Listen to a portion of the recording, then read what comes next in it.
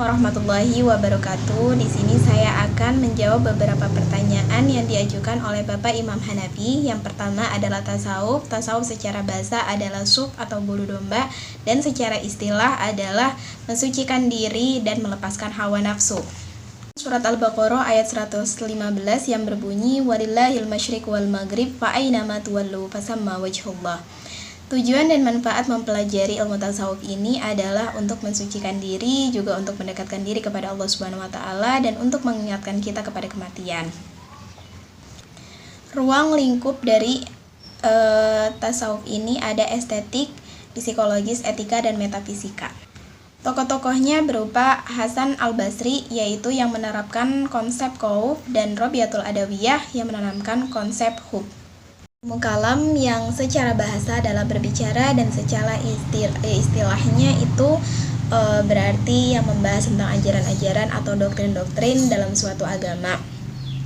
Seperti dalam Quran surat Al-Baqarah ayat 75 yang berbunyi afatatma'una ayyu'minu lakum wa qad kana fariqum minhum yasma'una kalamallah.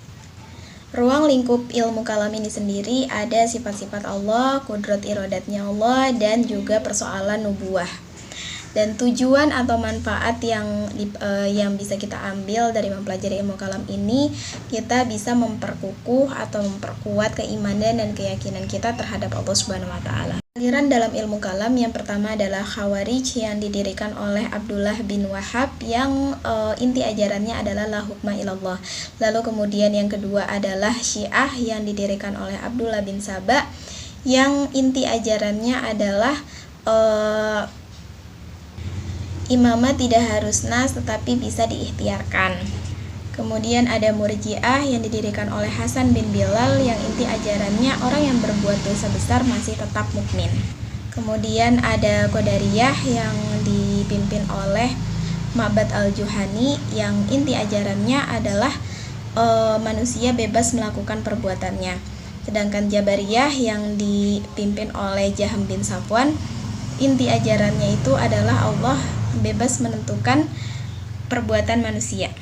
Ada ibadah dan muamalah. Ibadah yang berarti adalah tunduk, yang secara istilahnya adalah perbuatan yang menghubungkan diri dengan Allah Subhanahu wa taala. Kemudian ada muamalah yang artinya tukar menukar barang. Tujuan dan manfaat mempelajari ilmu dari ibadah dan muamalah ini tentunya untuk memperkuat keyakinan kita kepada Allah Subhanahu wa taala dan menciptakan hubungan yang harmonis. Kedua ini, ibadah dan muamalah ini tentu saja berbeda karena ibadah konteksnya kepada Allah Subhanahu wa taala dan muamalah itu konteksnya sesama manusia.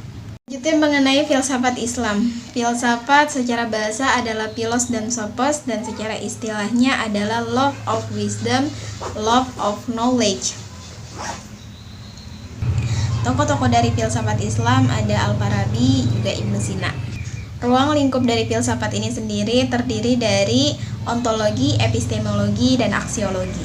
Tujuan dan manfaat dari mempelajari filsafat ini sendiri untuk lebih berpikir secara mendalam. Selanjutnya ada tokoh-tokoh pembaru Islam. Yang pertama diawali dengan tokoh Indonesia yaitu Kiai Hashim Asy'ari.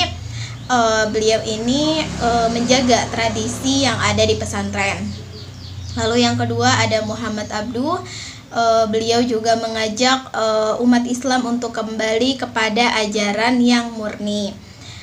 Lalu yang ketiga ada Rasyid Ridha yang beliau ini mengajak untuk kembali kepada Al-Quran dan Sunnah. Oke, dilanjut dengan ulumul Quran.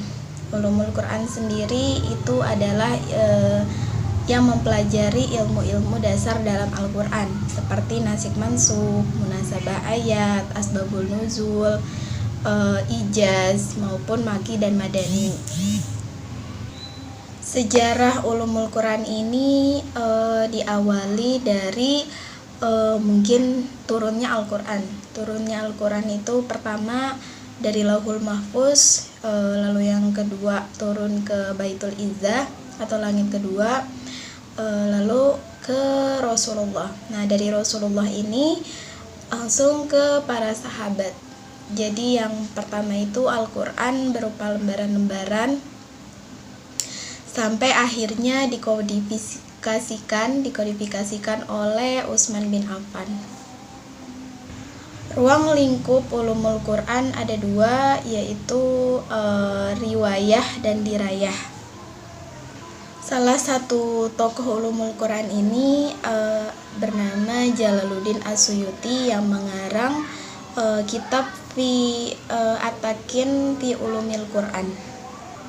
Tujuan dan manfaat ulumul Quran ini adalah untuk menambah khazanah ilmu pengetahuan yang berkaitan dengan Al-Quran. Juga tentunya sebagai pedoman dasar dalam menafsirkan Al-Quran. Ulumul hadis. Ulumul hadis yaitu ilmu-ilmu yang berkaitan dengan hadis Nabi.